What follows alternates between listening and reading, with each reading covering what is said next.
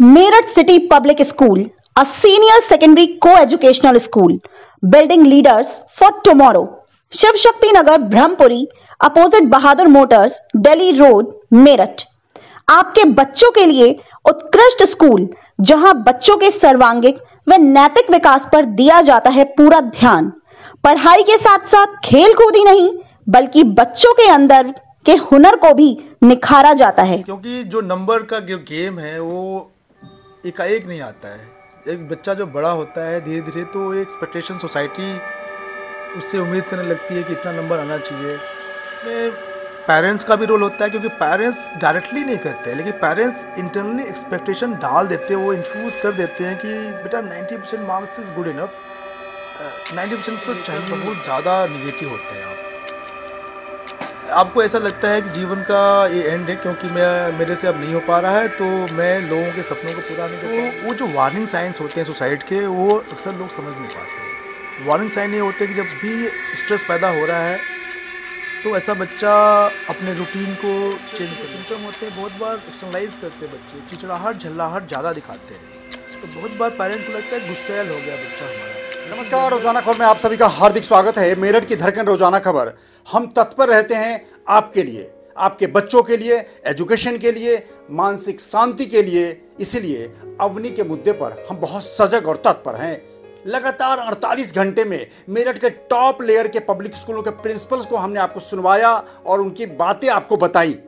लेकिन इन सबसे अलग, जो इस मानसिक चीज के लिए, साइकोलॉजी के लिए, बच्चों के दबाव के लिए, तमाम चीजों के लिए जो सबसे बड़े पुरोधा माने जाते हैं, जो साइकेटिस्ट हैं, जो मनोचिकित्सक हैं, वो बहुत बड़ी भूमिका निभाते हैं। सच मानिए तो 18 साल की पत्रकारिता में 13-14 साल हमने सीबीएसई बोर्ड को कवर किया है और मैं भी एक काउंसलर रहा हूं। लेकिन मानसिक शांति जब बच्चों का प्री बोर्ड से पहले और post result, pre result, post result, pre result को लेकर बच्चे बोर्ड को लेकर अपनी तैयारियों को जज करते हैं, और जब रिजल्ट आने के बाद न चाहते हुए भी पेरेंट्स दबाव देते हैं, पहले भी दबाव देते हैं, तमाम मुद्दे पे बच्चों के अंदर भी दबाव रहता है।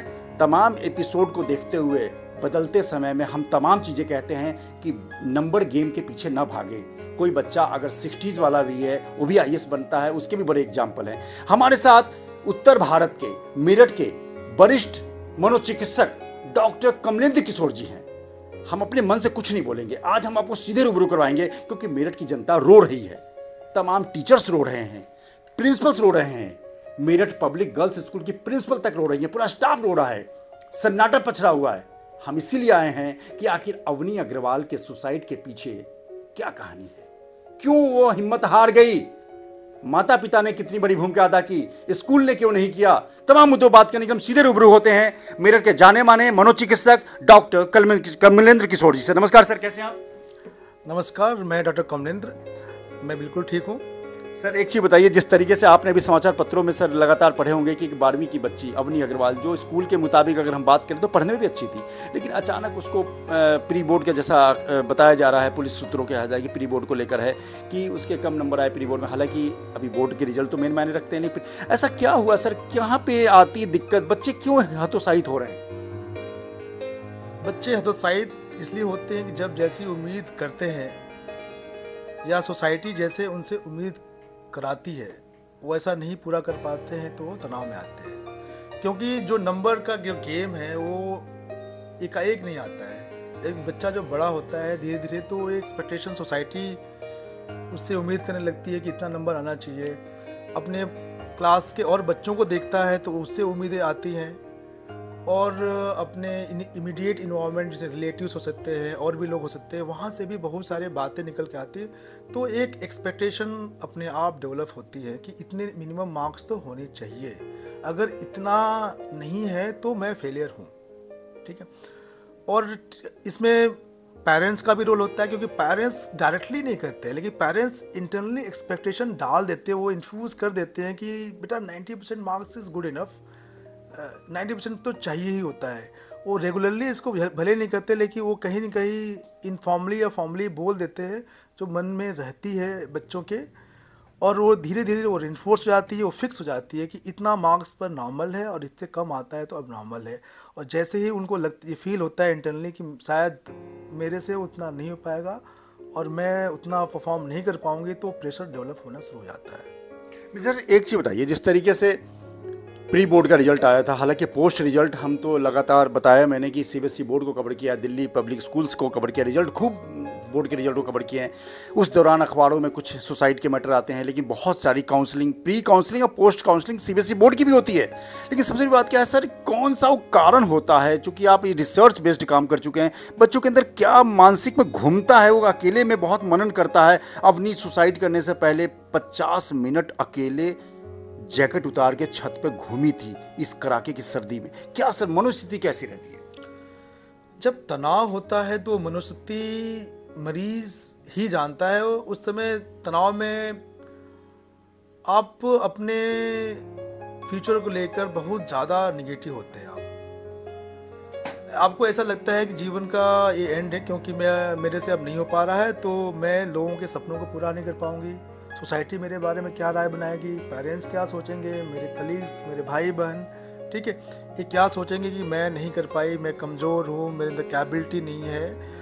और इस फियर से वो अपने पूरे लाइफ को आकलन कर लेते हैं, जबकि वो एग्ज़ाम तो एक साल का असेसमेंट है, ठीक है। और हम जब लाइफ को एज ए होलिस्टिक वे में नहीं देखते हैं, लाइफ के पर्सपेक्टिव से पूरी चीज़ों को नहीं देखते हैं, तो आपको लगता है कि ये 10th में एग्ज़ाम या 12th का एग्ज़ाम बहुत बड़ा है, और इस वजह से हम बहुत ज़्यादा प्रेशर में आते हैं। और दूसरी बात यह है कि जब ऐसे बच्चों को तनाव डेवलप होता है तो वो जो वार्निंग साइंस होते हैं सुसाइड के, वो अक्सर लोग समझ नहीं पाते हैं। वार्निंग साइन ये होते हैं कि जब भी स्ट्रेस पैदा हो रहा है तो ऐसा बच्चा अपने रूटीन को चेंज कर लेगा, कम बात करेगा, खाना कम खाएगा, टाइम पर चाय नहीं पिएगा, बिस्तर पर अकेला रहेगा, छोटी बात पर रोने लगेगा, कुछ चीज़ों को लोगों को अवॉइड करने लगेगा, फ़ोन नहीं उठाएगा, जो जिन चीज़ों में इंटरेस्ट था वो कम होने लगेगा।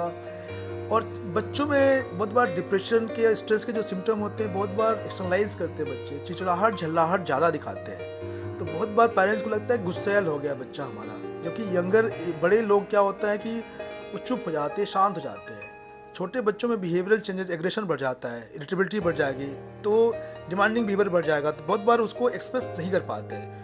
बच्चे जो होते हैं कॉग्निटिवली इतने मैच्योर नहीं होते हैं कि अपनी चीज़ों को कैसे एसर्ट करें, किस तरह से एक्सप्रेस करें, क्योंकि उनके अंदर फियर बहुत ज़्यादा है। क्योंकि बहुत सारे पेरेंट्स बहुत अथॉरिटेटिव पेरेंटिंग करते हैं, तो अथॉरिटेटिव पेरेंटिंग करने वाले बच्चों में एक निगेटिविटी बहुत ज़्यादा होती है, उनकी सेल्फ स्टीम कम होती है, वो अपने आप को बहुत अच्छे से एक्सप्रेस नहीं कर पाते हैं। तो ऐसे बच्चे जब एक्सप्रेस नहीं कर पाएंगे तो ऑब्वियस सी बात है कि वो चीज़, उनकी प्रॉब्लम तो सॉल्व नहीं हुई, क्योंकि अगर वो शेयर कर लेते कहीं से किसी से तो शायद वो कहीं ना कहीं उसका हल निकाला जाता, क्योंकि वो प्रॉब्लम किसी से शेयर नहीं कर पा रहे हैं। और धीरे धीरे जब डिप्रेशन डेवलप हो जाता है तो चीज़ें फिक्स होना शुरू हो जाती हैं कि अब तो हमारे बस का नहीं है। Then comes the hopelessness, helplessness and worthlessness.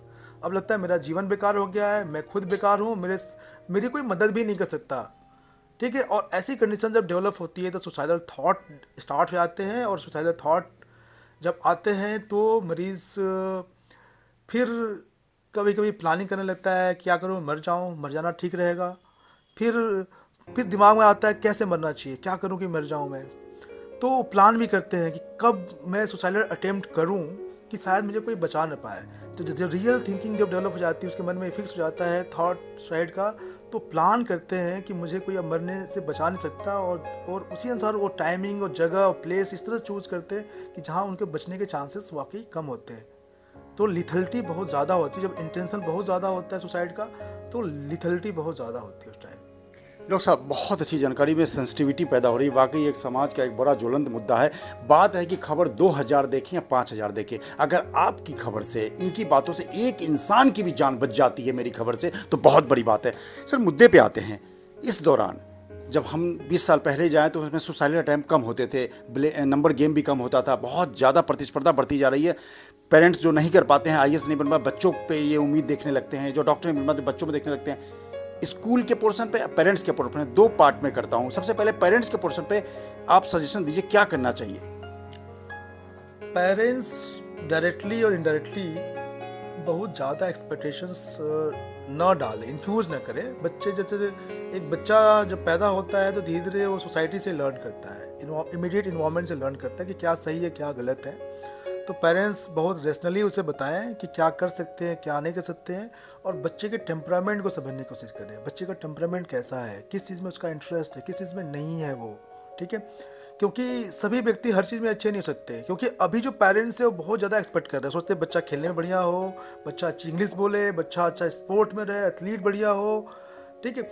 हर चीज़ में हर व्यक्ति अच्छा नहीं हो सकता, हर क्योंकि नेचुरल टेम्परामेंट अगर हम करें या जेनेटिक्स भी आपको सपोर्ट नहीं कर सकती हर चीज़ में आपको।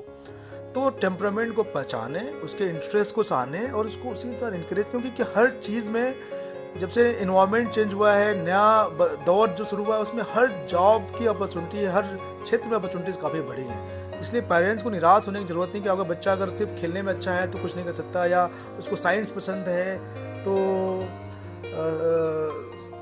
दूसरा चीज़ IAS की तैयारी करानी है तो उसको आर्ट दिलाएं। एक तो सब्जेक्ट का गेम भी बहुत प्रॉब्लमेटिक है कि आर्ट्स को हमने बनाया कि ख़राब सब्जेक्ट है, कॉमर्स ख़राब सब्जेक्ट है, साइंस अच्छा सब्जेक्ट है, साइंस के लड़के ज़्यादा स्मार्ट होते हैं। ये जो चीज़ें हैं, इसलिए ये सोसाइटी ने बनाई है, पेरेंट्स ने बनाई है, ये हमारे इन्वायरमेंट ने बनाया है। बल्कि सब्जेक्ट सारे अच्छे होते हैं और सब्जेक्ट में अगर आप बेहतर परफॉर्म करते हो तो आपकी जॉब अपॉर्चुनिटीज किसी भी क्षेत्र में कहीं भी कम नहीं है। बिल्कुल, जिस तरीके से लगातार पेरेंट्स की भूमिका को लेकर हमने आपको बताया कि वाकई इस चीज़ को एजुकेशन रिपोर्टर के तौर पर लगातार 1.5 दशक से हमने भी महसूस किया है। दिल्ली यूनिवर्सिटी में एडमिशन को प्रोसेस बड़ा नज़दीक से देखा है कि लोगों को अगर सेम सब्जेक्ट चाहिए था तो कॉलेज पर भी समझौता कर लेते हैं। लेकिन सबसे बड़ी बात क्या है कि टीचर जो लगातार स्कूल की भूमिका है, सर बच्चों के अंदर आपने भी महसूस किया होगा, हो सकता है आपने भी टीचर के डांट फटकार और पिटाई को झेला होगा, मैंने भी झेला है, बहुत होते थे। अगर घर पर शिकायत आती थी तो पेरेंट्स टीचर की बात सुन के 2 थप्पड़ और लगाते थे। लेकिन कहीं ना कहीं अब बच्चों को तनाव झेलने की आदत ख़त्म हो गई है। स्कूल में कुछ नहीं कह सकते, घर पे पेरेंट्स बिल्कुल तनाव नहीं देते बच्चों को, तो कहीं ना कहीं तनाव झेलने की आदत जो बचपन से ख़त्म हो रही है और अचानक कोई तनाव आ जाए तो सोसाइटी रिटर्न में बदल जाता है। एक्चुअली पेरेंटिंग की वजह से ऐसा होता है, क्योंकि जब हम पेरेंटिंग करते हैं तो शुरू में क्या होता है कि हम बहुत ज़्यादा ये सोचते हैं कि जितना बच्चे को फैसिलिटी प्रोवाइड करा देंगे वही नॉर्मल है, वही सही है। हम ये नहीं समझ पाते हैं कि उसकी रिक्वायरमेंट उस एज ग्रुप पर उस पर्टिकुलर सिचुएशन में क्या है। अगर इस हिसाब से उसको पेरेंटिंग करेंगे तो बहुत बार हम उसको बेहतर सेव कर पाएंगे। और बच्चों के साथ एक कोलैबोरेटिव अप्रोच होना बहुत ज़रूरी है। कोई चीज़ देनी है, कोई चीज़ नहीं देनी है तो आप उनसे डिस्कस करके बताएं, और कोई चीज़ नहीं करनी है तो आप उसका एक्सप्लेनेशन दें। पेरेंट्स बहुत बड़ा एक्सप्लेनेशन नहीं देते हैं कि तुमसे ये चीज़ करना है, ये चीज़ नहीं करना है, क्यों नहीं करना है। जैसे आपने डिसाइड कर लिया बच्चे को डॉक्टर बनना है, क्यों डॉक्टर ही बनना है, तो आप उसको समझाइए क्यों डॉक्टर बनाना चाहते हैं। अगर वो समझ पाता है और उसको आत्मसात कर पाता है तो ठीक है, लगता है उसका इंटरेस्ट नहीं है तो उसके इंटरेस्ट के साथ चलिए आप। तो एक बेहतर कॉर्डियल रिलेशनशिप जिसमें एक म्यूचुअल अंडरस्टैंडिंग बेहतर हो बच्चे के साथ, वो बहुत ज़्यादा ज़रूरी है कि आप टाइम भी बच्चे के साथ काफ़ी स्पेंड करें। अच्छा, स्कूल की भूमिका को लेकर एक चीज़ और कि स्कूल में बच्चों को अगर किसी प्रकार से डांटा भी ना जाए, माहौल बहुत कुछ चेंज हो गया है, क्योंकि पब्लिक स्कूल में बच्चे अब टीचर रिस्क लेते भी नहीं है, क्योंकि बहुत पुलिस के केस मामले सामने आए। तो कुछ न कुछ यह भी है कि बच्चे प्रेशर के लिए बिल्कुल तैयार नहीं है क्या? ऐसा नहीं है आपके बच्चे प्रेशर के लिए तैयार नहीं है, ये बिल्कुल कहना गलत है। बच्चे ज़्यादा अंडरस्टैंडिंग रखते हैं, पहले की तुलना में ज़्यादा इन्फॉर्मेशन उनके पास है और they are much smarter than earlier. बिल्कुल ठीक है। तो ये नहीं कह सकते कि बच्चे ऐसे हो गए हैं।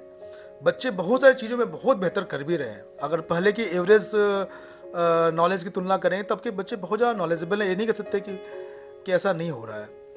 बट ये है कि जब ओवरऑल जो हम शेपिंग करते हैं किसी की, तो हम कितना लाइफ स्किल डाल पाते हैं। लाइफ स्किल्स वो स्किल्स होती हैं जो बच्चे को अपने इन्वायरमेंट में एडेप्टेबल बनाती हैं, जैसे कि क्रिएटिव थिंकिंग और कैसे लॉजिकल थिंकिंग डेवलप करनी है, कैसे किसी से निगोशिएट करना कैसे सीखना है, स्ट्रेस को कैसे समझना है, अपने इमोशन कैसे मैनेज करना है, कैसे असर्टिव बनना है। ये सारे लाइफ स्किल हम नहीं सिखाते हैं। और ये हमारा प्रॉब्लम यही रहा है कि ऐसे जब बच्चे अपने लाइफ स्किल्स पढ़ने में भले अच्छे हों लेकिन लाइफ स्किल्स नहीं हो उनके अंदर, तो बहुत बार वो ज़्यादा बेहतर इन्वायरमेंट के साथ अडेप्ट नहीं कर पाते हैं। और एडेप्टेबिलिटी नहीं होगी तो आप इंटेलेक्चुअली कितने भी बेहतर हैं, आप अपने लाइफ में अप्स एंड डाउन्स को मैनेज नहीं कर पाएंगे। तो ये पार्ट बहुत ज़्यादा ज़रूरी है कि बच्चों को के अंदर लाइफ स्किल्स डेवलप कराएं। और मैं ये रिक्वेस्ट करूँगा सारे स्कूल्स को लाइफ स्किल ट्रेनिंग कराई जाए सारे बच्चों की, ताकि वो एक बेहतर इंडिविजुअल बन पाए, ना कि सिर्फ बेहतर स्टूडेंट हो। बिकॉज हम एक ह्यूमन बीइंग क्रिएट कर रहे हैं और ह्यूमन बीइंग के अंदर इमोशन मैनेज भी करना पड़ेगा, लोगों से कैसे बिहेव करना है, कैसे लाइफ में निगोशिएट करना है, कैसे हाँ बोलना है, कब ना बोलना है, किस तरह से अपने मेंटल हेल्थ को सही रखना है, कैसे फिजिकल हेल्थ को सीखना है, सारे डोमेन्स आते हैं उसमें। और ये चीज़ें अगर हम ट्रेन करते हैं, सिखाते हैं, तो बेहतर इंडिविजुअल क्रिएट कर पाएंगे और हम काफ़ी हद तक स्ट्रेस को मैनेज कर पाएंगे।